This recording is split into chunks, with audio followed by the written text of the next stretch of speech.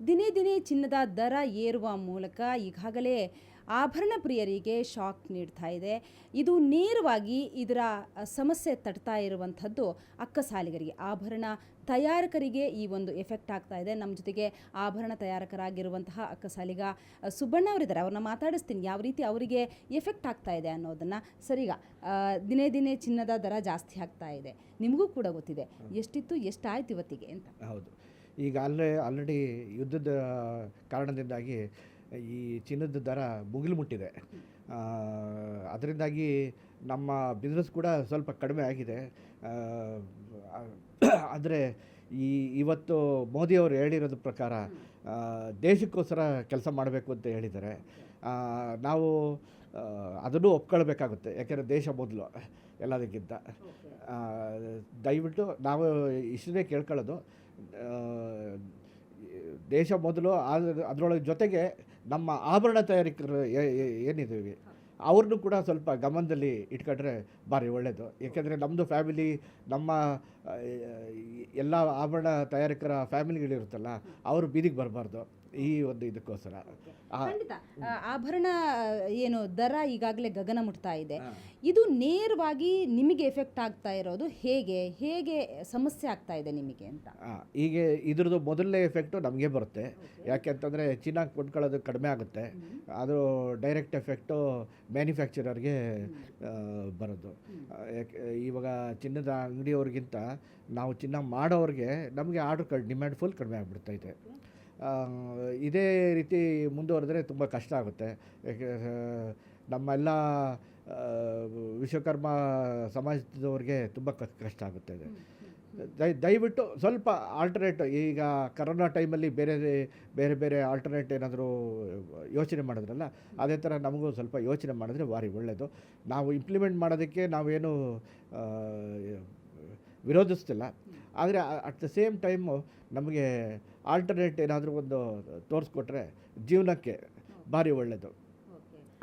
Sir, ಈಗ ಈ ಹಿಂದೆ ನಿಮಗೆ ಎಷ್ಟು ಆರ್ಡ್ರ್ ಸಿಗ್ತಾ ಇತ್ತು, ಇವಾಗ ನಿಮಗೆ ಆರ್ಡ್ರ್ ಎಷ್ಟು ಕಡಿಮೆ ಆಗ್ಬೋದು ಅಥವಾ ಹೇಗೆ ಅನ್ನೋದ್ರದ್ದು ನಿಮ್ಮದು ನಿರೀಕ್ಷೆ?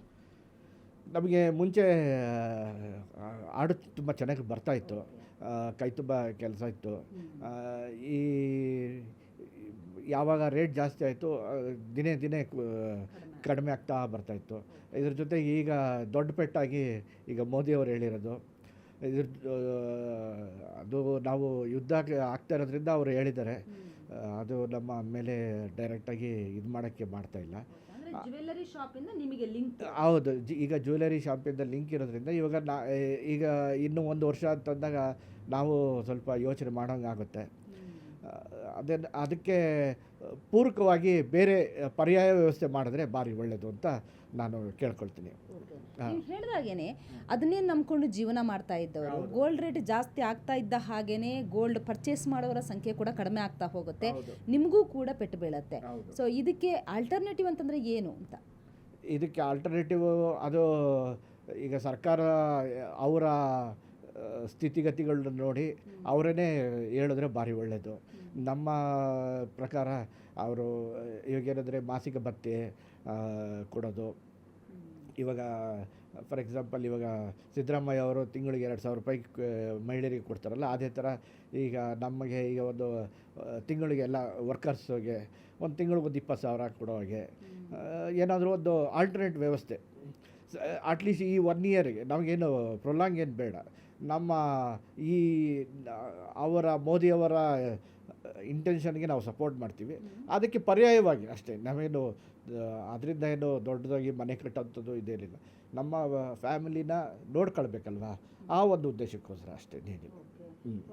ಇದು ಹೀಗೆ ಕಂಟಿನ್ಯೂ ಆಗ್ಬೋದಾ? ಅಂದರೆ ಸದ್ಯಕ್ಕೆ ಮೋದಿಯವರು ಹೇಳಿರುವಂಥದ್ದು 1 ವರ್ಷಕ್ಕೆ ಯಾರೂ ಕೂಡ ಗೋಲ್ಡ್ ಪರ್ಚೇಸ್ ಮಾಡಬೇಡಿ ಅಂತ. ಎಷ್ಟು ಟೈಮ್ ಇರಬಹುದು ಅಂತ ನಿಮ್ಗೆ ಅನಿಸುತ್ತೆ? ಯುದ್ಧ ಮುಗಿಯೋವರೆಗೂ ಖಂಡಿತವಾಗಿ ಇದು ಪ್ರಾಬ್ಲಮ್ ಇದ್ದಿದ್ದೆ. ಅದು ಯುದ್ಧ ಒಂದು ಸ್ಟೇಜಿಗೆ ಬರಬೇಕು, ಅಲ್ಲಿವರೆಗೂ ಇದು ಬಗೆಹರಿಯೋದಿಲ್ಲ. ಎಷ್ಟು ಜಾಸ್ತಿ ಆಗ್ಬೋದು ಇನ್ನು ಗೋಲ್ಡ್ ರೇಟು? ಯುದ್ಧ ನಿಂತರೆ ಮಾತ್ರ ಇದಾಗುತ್ತೆ ಮೇಡಮ್, ಇಲ್ಲ ಅಂತಂದರೆ ಇದು ಡಿಮ್ಯಾಂಡ್ ಏನಾದರೂ ಕಡಿಮೆ ಆಗೋಯ್ತು ಅಂತಂದರೆ ಇನ್ನೂ ಹೇಳೋಕ್ಕಾಗಲ್ಲ. ಅದು ಜೊತೆಗೆ ಇನ್ನೊಂದು ಏನಾಗಿದೆ ಅಂತಂದರೆ, ಇವತ್ತು ಟ್ರೆಷರಿದು ಬೇರೆ ಬೇರೆ ದೇಶಗಳಿಂದಲೂ ಕೂಡ ಚಿನ್ನ ಮಾರುವ ಪರಿಸ್ಥಿತಿ ಬಂದಿದೆ. ಅದು ಈ ಥರ ಆಗಬಾರ್ದು, ಆಗಿದೆ. ಇದು ಯಾರ ಕೈಲೂ ಇಲ್ಲ, ಇಡೀ ಪ್ರಪಂಚನೇ ಅನುಭವಿಸ್ತಾ ಇದೆ ಇದು.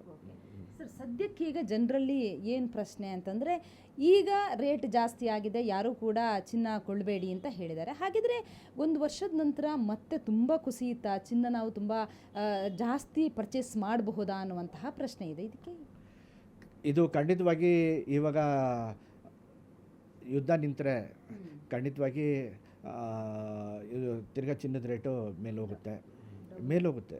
ಯುದ್ಧ ನಿಂತರೆ, ಯುದ್ಧ ಆಗ್ತಿದ್ರೆ ಇವತ್ತಿಗೆ ಇನ್ನೂ ಕಡಿಮೆ ಆಗುತ್ತೆ. ಆ ಥರ ಅದು ಇದು ಡೈರೆಕ್ಟಾಗಿ ಅದು ಕನೆಕ್ಷನ್ ಇರೋದು. ಆವಾಗ 10,000 ರೂಪಾಯಿಗಿಂತಲೂ ಕೆಳಗಡೆ ಬರೋ ಸಾಧ್ಯತೆಗಳಿದೆ. ಇನ್ನೊಂದು ಏನಂದರೆ ಚಿನ್ನನೇ. ಸೊ ಅದ್ರದ್ದು ಅಟ್ರ್ಯಾಕ್ಷನ್ನು ಪ್ರಪಂಚದಲ್ಲಿ ಯಾರೂ ಕೂಡ ತಪ್ಸೋಕ್ಕಾಗಲ್ಲ. ಎಷ್ಟೇ ಯುದ್ಧಗಳು ಆಗಲಿ ಏನೇ ಆಗಲಿ ತಪ್ಸೋಕ್ಕಾಗಲ್ಲ. ಸ್ವಲ್ಪ ಬರ್ತದೆ, ಇಲ್ಲ ಅಂತಲ್ಲ, ಬಟ್ ಅದು ಜೀವನ ನಡೆಸೋದಕ್ಕೆ ತುಂಬ ಕಷ್ಟ ಆಗುತ್ತೆ. ಖಂಡಿತ ನೀವು ಹೇಳ್ತಾ ಇದ್ದಿದ್ದು ನೋಡಿದ್ರೆ, ಈ ಸೀಸನ್ ಇವಾಗ ಮದುವೆ ಸೀಸನಲ್ಲೆಲ್ಲ ಜಾಸ್ತಿ ನಿಮಗೂ ಕೂಡ ಆರ್ಡರ್ ಸಿಗ್ತಾ ಇತ್ತು. ಈಗ ನಿಮಗೆ ಸಮಸ್ಯೆ ಅಲ್ವಾ ಆರ್ಡರ್ಗಳೆಲ್ಲ ಸಿಗದೆ? ಖಂಡಿತ. ಇವಾಗ ಏನಾಗಿತ್ತು, ಮೊದಲು ಫೆಸ್ಟಿವಲ್ಲು, ಮನೇಲಿ ಏನಾದರೂ ಫಂಕ್ಷನ್ ಆಯಿತು ಅಂತಂದರೆ, ಇಲ್ಲ ಗಿಫ್ಟ್ ಕೊಡೋದಾಗಲಿ, ಈ ಥರ ಎಲ್ಲ ನಾವು ಜನಗಳು ಚಿನ್ನದ ಆಭರಣಗಳನ್ನು ಪರ್ಚೇಸ್ ಮಾಡ್ತಾಯಿದ್ರು. ಆದರೆ ಇವಾಗ ಅದು ಮೋದಿಯವರು ಹೇಳಿರೋ ಕಾರಣಕ್ಕೆ ಅದನ್ನು ಮುಂದೂಡೋ ಸಾಧ್ಯತೆಗಳಿದೆ. ಅದು ಸ್ವಲ್ಪ ನಮಗೆ ಆತಂಕಕಾರಿ ವಿಚಾರ. ಅದು ನಾವು ಕೂಡ ಯೋಚನೆ ಮಾಡಬೇಕಾಗಿದೆ. ಈಗ ಆಭರಣ ಪ್ರಿಯರಿಗೆ ನಾವು ಮೊದಲಾಗಿರೋದ್ರಿಂದ ದಯವಿಟ್ಟು ನಿಮ್ಮ ದುಡ್ಡನ್ನು ಸೇವ್ ಮಾಡಿ ಇಟ್ಕೊಂಡಿರಿ. ನೆಕ್ಸ್ಟ್ ಇಯರೇ ಖಂಡಿತವಾಗಿ ವಾಪಸ್ ಬನ್ನಿ. ಇನ್ನೂ ಒಳ್ಳೆ ರೇಟಲ್ಲಿ ಸಿಗ್ಬೋದು ಅಂತ ನಾನು ಆಶೆ ವ್ಯಕ್ತಪಡಿಸ್ತೀನಿ. Thank you. ಇದು ಅಕ್ಕಸಾಲಿಗರಾಗಿರುವಂತಹ ಸುಬ್ಬಣ್ಣ ಅವರ ಮಾತು. ಸದ್ಯಕ್ಕೆ ಏನು ರೇಟ್ ಜಾಸ್ತಿ ಆಗ್ತಾ ಇದೆ, ಹಾಗಾಗಿ ಚಿನ್ನವನ್ನು ಕೊಳ್ಳುವಂಥವರು ಈ ಸಂದರ್ಭದಲ್ಲಿ ಯಾರೂ ಕೂಡ ಚಿನ್ನವನ್ನು ಪರ್ಚೇಸ್ ಮಾಡಬೇಡಿ ಅನ್ನುವಂಥ ಮಾತನ್ನು ಹೇಳ್ತಾರೆ. ಜೊತೆಗೆ ಇವ್ರಿಗೂ ಕೂಡ ಭಾರಿ ಎಫೆಕ್ಟ್ ಆಗುತ್ತೆ. ಹಾಗಾಗಿ ಇದಕ್ಕೆ ಸರ್ಕಾರಕ್ಕೂ ಕೂಡ ಮನವಿ ಮಾಡಿಕೊಳ್ತಾ ಇದ್ದಾರೆ. ಯಾರ್ಯಾರೋ ವಿಶ್ವಕರ್ಮ ಜನಾಂಗದವರಿಗೆ, ಇದೇ ಕೆಲಸವನ್ನು ನಂಬಿಕೊಂಡಿದ್ದವರಿಗೆ ಒಂದಷ್ಟು ಸಹಾಯವನ್ನು ಮಾಡಿ ಜೀವನಕ್ಕೆ ಏನಾದರೂ ಒಂದು ಹೆಲ್ಪ್ ಮಾಡಿ ಅನ್ನುವಂಥದ್ದನ್ನು ಕೂಡ ಮನವಿ ಮಾಡಿಕೊಂಡಿದ್ದಾರೆ. ಬೆಂಗಳೂರಿನಿಂದ ಸತ್ಯ ಜೊತೆಗೆ ಮಮತಾ ಮರದಾಳ, ಏಷ್ಯಾನೆಟ್ ಸುವರ್ಣ ನ್ಯೂಸ್.